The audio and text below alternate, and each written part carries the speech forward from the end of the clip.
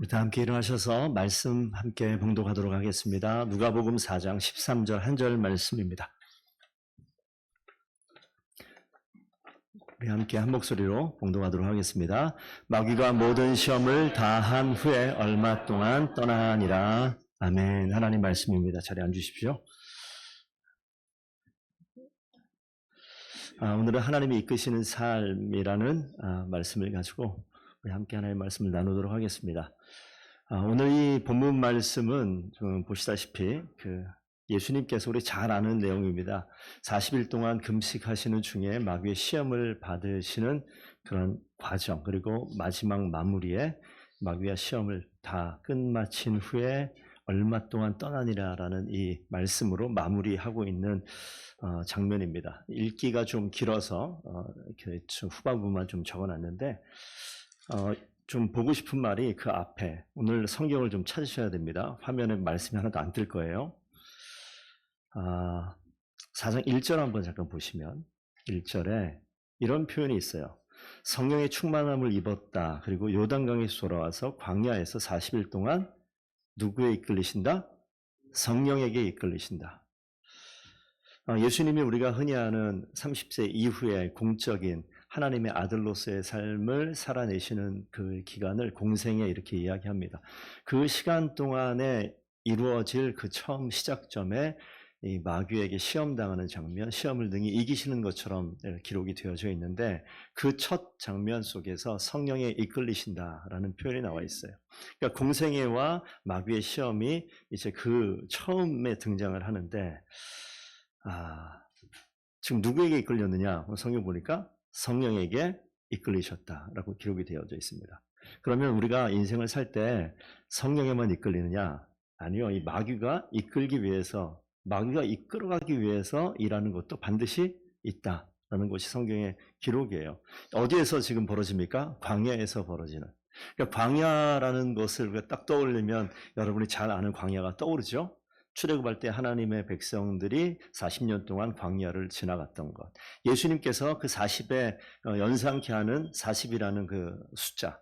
이 40일 동안 주야로 금식하시면서 거기서 역시 그 시간을 보내는 거죠. 그러니까 그 자리에서 광야는 무엇인가 이끄는 자리예요. 하나님이 이스라엘 백성을 이끌어 가는가 하면 광야로 이렇게 기억하시죠? 이스라엘 백성들이 그 출애굽하는 광야 기간 동안에 하나님의 이끄심만 있습니까? 아니요. 수많은 유혹과 다른 손길들이 계속 백성들을 이끌어가는 모습이 있어요. 그러니까 광야를 인생의 비유도 한단 말이에요. 인생을 살면서 누구에게 이끌려 살고 계십니까? 라는 질문도 가능합니다. 그러니까 우리가 이 땅을 살면서 계속 우리 끌어가는 게 있어요. 강력하게 끌어가는 게 있습니다. 근데 하나님은요, 하나님의 백성된 저와 성도님들을 하나님의 방법으로 끌어가기를 원하세요. 이끄시기를 원하세요. 지난 한 주간 어떻게 사셨습니까? 누가 강력하게 이끌든가요? 누가 내 인생의 중심을 강력하게 끌어당기든가요? 그 자리가 하나님이 원하시는 자리로 끌어당기든가요? 아니면 그 아닌 다른 자리로 끌어당기고 있습니까? 우리가 한 사람 인생도 나타나죠. 인생 광야처럼 살았던 욥도 보면 하나님이 그 인생을 끌어당겨서 하나님께서 원하시는 곳으로 계속 끌고 가고 싶어요. 그렇지만 그 자리에 여전히 반대 방향으로 이끄는 그런 힘들도 여전히 존재합니다. 오늘 중요하게 보는 건 뒷부분이지만 우리가 잘 아는 내용 나오죠. 하나님의 아들이 얻은 돌들에게 명하여 뭐가 되게 하라? 떡이 되게 하라. 요한일서 2장 16절 보면 이 땅을 사는 우리가 겪을 수 있는 세 가지의 영역이 있어요. 육신의 정욕과 안목의 정욕과 이생의 자랑. 창세기 3장에 보시게 되면 선악과를 만들 때도 보암직하고 먹음직하고 정말 지혜롭게 할 만큼 탐스럽다, 이런 표현이 나오는데 이게 맞아떨어지는 말씀입니다. 그래서 오늘 이 장면도 예수님께서 시험당하는 것도 떡 만들어봐, 육신의 정욕을 끌어당기는 그런 음성일 거예요. 우리가 살 때 여러분 떡 필요하죠. 좀 더 쉽게 얘기할까요? 돈 필요하죠. 돈 안 필요한 사람 어디 있어요? 근데 돈이 필요한 자리에 우리가 살고 있어요. 왜 일하십니까? 일 안 하면, 일 안 하는데 통장에 다달이 500씩 딱 찍어주신다. 일할 거예요, 안 할 거예요? 더 벌려고? 더 벌려고. 예, 더 벌려고. 그럴 수는 있겠다 싶습니다. 그런데 아이들 다 출가하고 뭐 이렇게 되고 나 혼자 산다. 일할 거예요? 안 할걸요? 그냥 들어오니까. 그러니까 이 뭡니까? 우리가 먹고 사는 문제 때문에 그곳에 이끌려 가는 것이 당연한 이 땅 사는 목사뿐만 아니라 모든 사람들이 그런 상황에 얹혀서 사는 거예요. 계속 이끌어 당기죠. 먹을 거리 필요합니다. 그뿐만 아니라 만일 내가 내게 절하면 나에게 절하면 다 내 것이 되리라고 얘기할 때 뭘 보여주냐면 천하만국을 보여줘요. 뭡니까? 안목의 정욕하고도 같은 내용이에요. 보암직하단 말이에요. 그거 바라보고 까짓거 한 번만 딱 무릎 꿇으면 어떻게 됩니까? 이게 다 내 거다. 그럼 여러분 어떻게 하시겠어요? 한 번만 딱 꿇으면 연봉 줄게. 그럼 좀 흔들릴 것 같지 않아요? 한 번만 딱. 그런 시험이 지금 계속 반복되어집니다. 한 가지만 더 하면. 저는 이 세 번째 시험이 아주 강력했다라는 생각을 합니다. 말씀을 인용해서 시험을 해요. 여기 있는 말씀 시편 91편 11절 12절 말씀. 하나님이 너를 위하여 그 사자들을 명하사 너를 지키게 하실 것이다. 너의 발이 돌에 부딪히지 않도록 하실 것이다. 라고 말씀을 들어서 탁. 하나님의 말씀. 야, 이런 지혜가. 하나님의 아들이라면 한번 해봐. 그런데 오늘 그 자리에서 역시 하나님은 어떻게 대처하십니까? 말씀으로 대처하세요. 진짜 지혜는 말씀 안에서 비롯되어지는 것 같습니다. 그러니까 성도님들이 말씀을 가까이 될 이유가 분명히 있어요. 시편 6편 16절에 주 너의 하나님을 시험하지 말라. 하나님을 시험하지 말아야 되는 것이 누가 해야 되는 거예요? 우리가. 근데 시험 당하고 있어요. 근데 이 상황 속에서 육신의 정욕과 안목의 정욕과 이생의 자랑, 이 가운데 모든 시험을 다 이기시고 난 이후에 오늘 본문 말씀입니다. 4장 13절 말씀 다시 한번 보면 마귀가 한번 읽어볼까? 다시 한번 시작.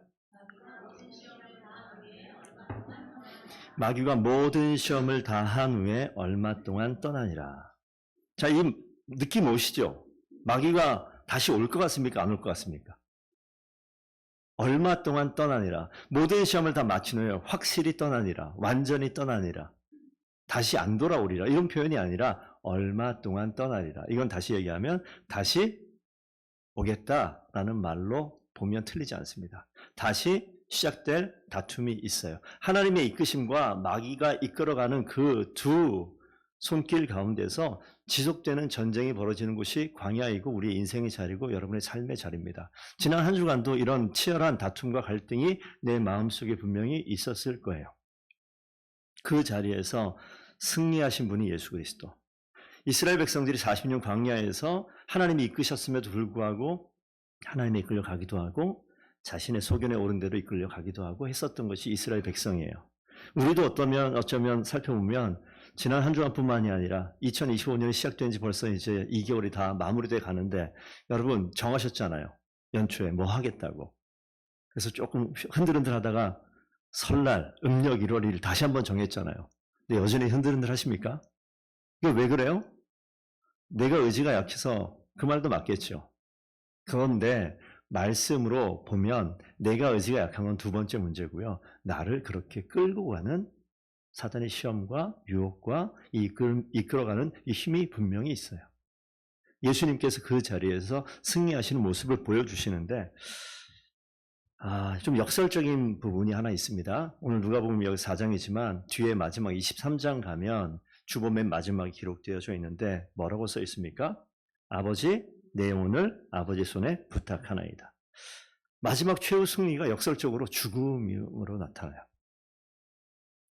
예수님께서 이끄시는 마지막 이끄심의 그 자리가 어디냐면 죽음의 자리예요. 하나님이 이끄시는 그 마지막 자리가 죽음의 자리예요. 제가 지난 주 중에 장례가 있었죠. 저희 아버지가 소천하셔서 가게 되어졌는데 여러분만 인생 힘들게 사는 거 아니고요. 여러분 가족만 어려운 거 있는 거 아니고요. 다 있어요. 우리가 속에 있는 이야기를 다 끄집어내지 못해서 그럴 뿐입니다. 지난 10년간 저희 가정 가운데는 제 마음 가운데는 어쩌면 증오와 미움과 고통으로 교류하지 않았던 그런 형제들이 있습니다. 예. 꼴을 보고 싶지 않고 만나고 싶지 않고 미움이 있는 그런 형제들, 조카 뭐 이런 것들이 있어요. 죽음은 아주 강력한 힘이 있습니다. 뭐냐면 이 생명과 죽음은 함께 붙어 있단 말이에요. 생명은 사람을 끌어모으는 힘이 있어요. 우리 다 경험했잖아요. 지금 제일 어린 아이 희민이가 태어났을 때 그냥 들어오던 사람들이 못 들어와요. 그 앞에 머물러서 난 그렇게 잘 웃으시는 분인지 몰랐는데 팍 이렇게 파한 데서 아이를 보고 웃는 그런 웃음을 길지 않고 뭐 짧게라도 봅니다. 생명 앞에 멈춰서서 그 아이에게 내 감정을 드러내는 모습을 봐요. 반대로 죽음도 생명과 연관된 것인데 죽음의 자리는요, 사람을 끌어모으는 힘이 있어요. 제가 24, 5살 때, 5, 6살 때 군대 갔다 오고 온 게 되면 25으로 합시다. 그러면 지금 거의 30년 전인데 그때 보고 안 본 동기들이 있어요. 그럼 30년 동안 제대로 연락 안 했단 말이에요. 그런데 30년 만에 연락이 와요. 누구 때문에? 아버지의 죽음 때문에. 그러니까 생각이 참 많아져요. 이 죽음이라는 것이 지금 사람을 끌어모으는 힘이 있다고요. 제 머릿속에 받아야 될 돈 생각나고요. 가족 얘기입니다. 해야 될 말이 있고요. 쏟아낼 억울한 마음이 이 가운데 있습니다. 그런데 아버지 죽음으로 조카가, 형수가 찾아오게 됐어요. 제가 뭐라고 얘기했을까요?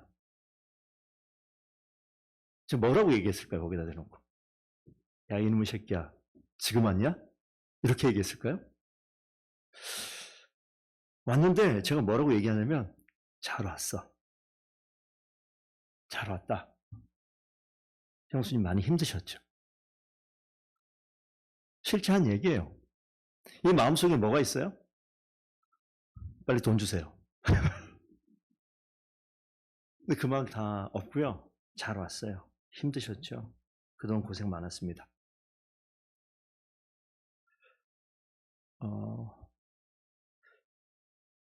제 마음이 다 풀린 거 아니에요. 그런데 죽음이라는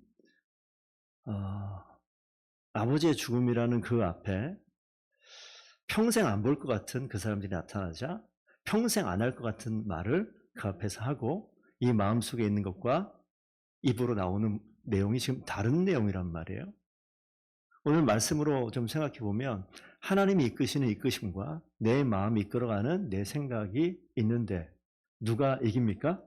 하나님이 이끄시는 힘이 반드시 이기는 줄로 믿습니다. 죽음이 주는 역사예요. 죽음 앞에 겸허하게 그 자리에 서 있어야 될 이유이기도 합니다. 예수님께서 이 시험의 과정 끝에 어디로 갑니까? 마귀와 사단의 시험을 이기고 승리하셨다. 이게 아니라 어디 가냐면 역설적으로 죽음으로 간단 말이에요. 죽음으로 가는 거예요. 그래서 이 죽음은 한번 생각해보면 생명으로 시작되는 첫 걸음이 되는 거예요. 우리 믿는 그리스도인들은요, 이 땅에서 죽음처럼 보이고 아쉽죠. 헤어지는 것 같습니다. 그러나 그 죽음의 문턱을 넘어설 때 새로운 시작, 하나님과 천국에서 우리를 만들어 놓은 온전한 원래 모습으로 그 자리에 시작하는 그 새로운 시작이 되어진 하나님이 주시는 은혜죠. 그러니까 하나님께서는 죽음이 주는 능력과 은혜를 직접 보여주셔요. 십자가의 사건이 사실 그겁니다. 주님께서 이 아들을 죽음의 자리로 내모는 것이 슬픔이 아니라 이 능력을 통해서 모든 이들에게 새로운 생명의 첫 시작을 할 수 있도록 그 문을 열어놓으신 사건이 이 죽음으로 이끌어가는 하나님의 이끄심이에요. 십자가의 죽음은 깨어진 인생의 삶의 방식을 진짜 생명을 사랑하는 방식으로 바꾸는 겁니다. 다시 한번 말씀드릴게요. 십자가의 죽음은 깨어진 인생의 삶의 방식을 살고 있는 우리에게 진짜 생명의 길로 그 시작을 열어주는 그 시작이 되어지는 겁니다. 그러니까 신앙생활 한다는 것은 하나님을 닮는 거예요. 하나님을 닮는 겁니다. 그렇기 때문에 이 땅에서 하나님께서 우리에게 원하시는 것은 죽음을 원하세요. 내 생각에 죽음이 필요하고요. 내 증오에 죽음이 필요하고요. 내가 지금까지 이건 절대 안 돼라고 얘기했던 것에 죽음이 필요합니다. 그 죽음의 자리에서 하나님께서 생명을 만들어 내시기 시작할 줄로 믿습니다. 여러분 지금 인생 살면서 10년, 저보다 그 이상 20년, 30년 마음에 품고 있는 그 증오와 아픔과 절대 이거는 아무리 봐도 세상 모든 건 다 돼도 이건 절대 안 됩니다라고 가슴에 품고 있는 것이 무엇이 있습니까? 주님께서는 우리를 어디로 이끌어요? 죽음의 길로 이끌어요. 항복의 길로 이끌어요. 모든 것을 다 포기하는 자리로, 하나님께 종속되어지는 자리로 이끌어가요. 내가 주인이 아니라, 아까 찬양했지만 하나님이 주인이시다라는 것은 내가 그 밑에 꿇어 엎드리겠다는 것이고, 내가 그 밑에 끌려가겠다는 것이고, 내가 그 길을 따라가겠다는 종속의 길을 선택하는 겁니다. 그 선택되어졌을 때 하나님이 자유롭게, 내가 힘 빼고 죽었으니, 아버지 누워 계시더라고요. 얼굴이 너무 차가워요. 만져보니까 뭐 그게 다시 돌아오겠습니까? 이리 밀면 밀려가고, 이리 땡기면 당겨오고. 관 안에 집어넣는 그 앞에, 영화로 들어가면 여러분 다 경험하실 텐데, 이것을 그 지도사가 잘 하시던데, 가족들, 자녀들이 이걸 이렇게 잡고 품에 안듯이 해서 관으로 이렇게 옮겼어요. 땡기면 땡겨오는 거예요. 밀면 밀려가는 거예요. 왜 그렇습니까? 죽어서 그래요. 자신의 의지가 없어요. 자신의 생각이 없어요. 그냥 밀려가요. 그냥 당겨줘와요. 하나님 앞에서 내 생각과 나의 판단과 나의 지혜와 나의 열심과 육신의 안목의 정욕과 이생의 자랑 같이 보여지는 보암직하고 먹음직하고 정말 지혜롭게 할 만큼 탐스러운 그런 것들이 우리 주변에 많이 있습니다. 죽으면요, 아무것도 없어요. 움직이지 않습니다. 하나님 하는 대로 딸려가는 거예요. 여러분 인생 가운데 죽어야 될 자리가 반드시 있을 거예요. 오늘 말씀을 통해서 떠오르는, 하나님이 내 인생 가운데 죽이고 싶은 그거 한번 생각해 보시라고요. 그리고 그게 인격적인 관계라면 사랑합시다. 용서합시다. 죽음에 순종할 때 생명의 문이 열려져요. 죽음이 내가 죽겠다고 하는 것이 아니라 하나님께서 완성해 가시잖아요. 그러니까 우리가 그리스도인은요, 그렇기 때문에 주님 닮아가기 위해서 비록 살아있으나 죽은 것처럼 자살하라는 게 아닙니다. 내 인생과 내 생각이 살아있으나 하나님 앞에서는 그 생각과 그 마음의 중심마저 죽은 자처럼 주님 앞에 따라가는 것. 그것이 하나님께서 원하시는 하나님의 길인 줄로 믿습니다. 그것이 하나님이 이끄시는 삶이 됩니다. 우리 모든 성도님들께서 그 하나님의 이끄심 앞에 순종하는 귀한 일꾼들 다 되기를 원합니다. 오늘 4장 13절에 마귀와 모든 시험을 다함에 얼마 동안 떠나리라. 얼마 동안 우리가 평안함을 느낄지 모르겠지만 다시 찾아옵니다. 저는 그래서 시험이나 유혹이나 어려움이라는 것을 나 왜 또 인생 어렵지? 왜 이렇게 안 풀리지? 라고 생각하지 않는 순간이 있었어요. 여러분도 한번 좀 잘 생각해 보십시오. 이것은 날 어렵게 하는 사단의 시험의 순간이 아니라 하나님이 이제는 극복하길 원하셔서 다시 한번 기회를 주시는 거예요. 여러분, 우리 학생들이 있는데 학생들 시험 보면 중간고사나 기말고사 보면 시험 봤는데 시험 봤어요. 근데 점수가 70점이야. 자살하고 싶지. 그런데 다시 한번 기회를 준대. 똑같은 시험지로 다시 시험 보게 한다. 좋아요, 안 좋아요? 안 좋은 사람 뭐지? 똑같은 시험지로 다시 한번 시험 본대요. 그리고 시험 성적을 다시 본 시험 점수를 바꿔주겠다고 해요. 좋아요, 안 좋아요? 재시험한다는 거야. 시험 문제가 안 바뀌고 똑같다고요.